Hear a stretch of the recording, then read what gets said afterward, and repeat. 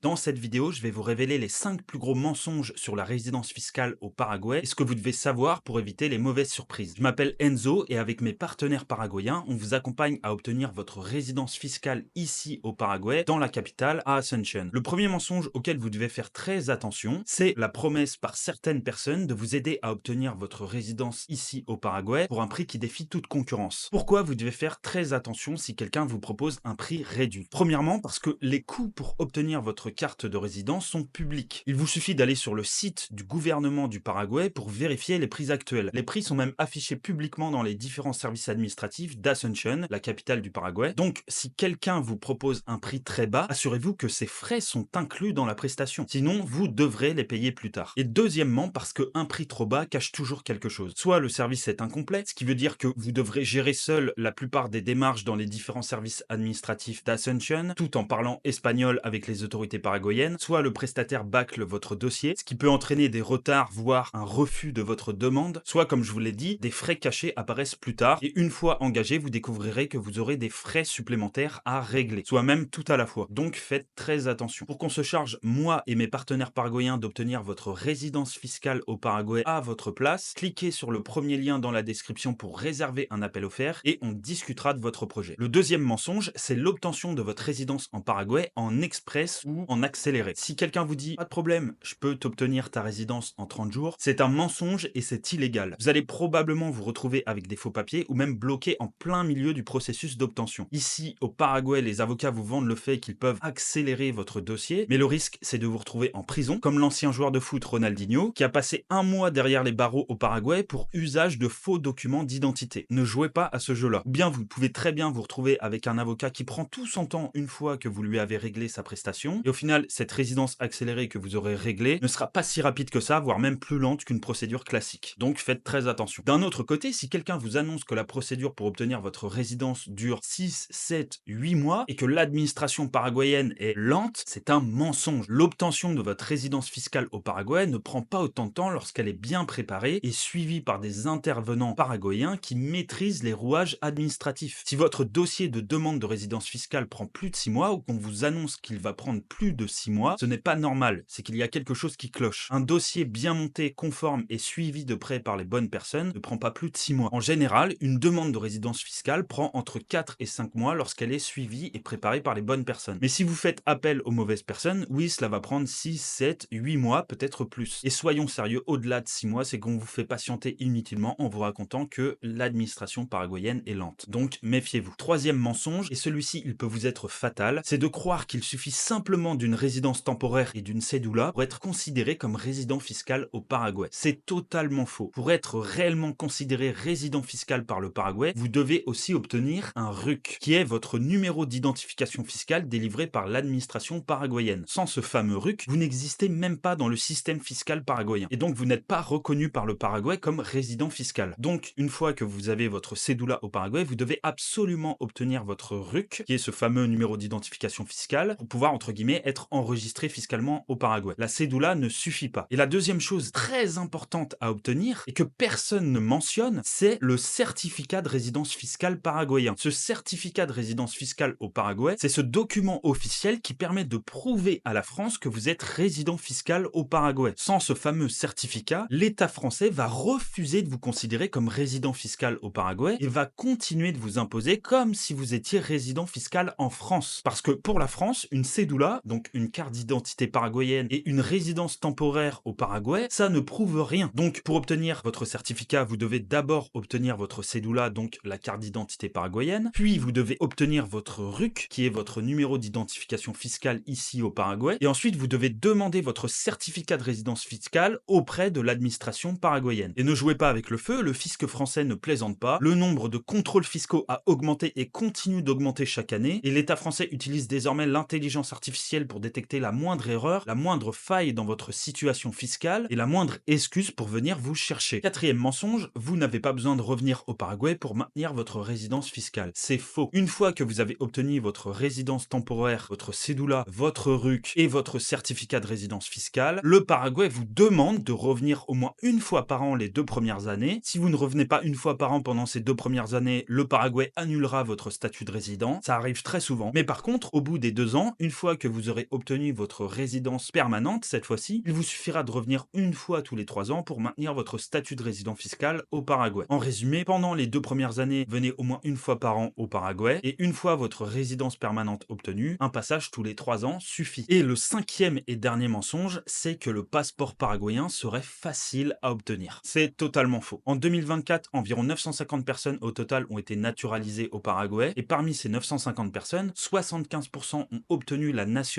paraguayenne par mariage et seulement 25% ont été naturalisés par la voie classique. Ce qui veut dire qu'en 2024, seulement 240 personnes ont réussi à obtenir le passeport paraguayen sans se marier. Donc non, obtenir un passeport paraguayen, ce n'est pas aussi simple et aussi rapide que ce que vous font croire certains vendeurs de rêves sur internet. Cela dit, vous n'avez pas besoin du passeport paraguayen pour pouvoir profiter des avantages fiscaux du Paraguay et pour pouvoir vivre à temps plein au Paraguay. Voilà, c'est tout pour cette vidéo. Si vous avez des questions, posez-les-moi en commentaire et j'y répondrai. Et pour qu'on vous accompagne à obtenir votre résidence fiscale au Paraguay, cliquez sur le premier lien dans la description pour réserver un appel offert et on discutera ensemble de votre projet. On se dit à très bientôt. Hasta luego.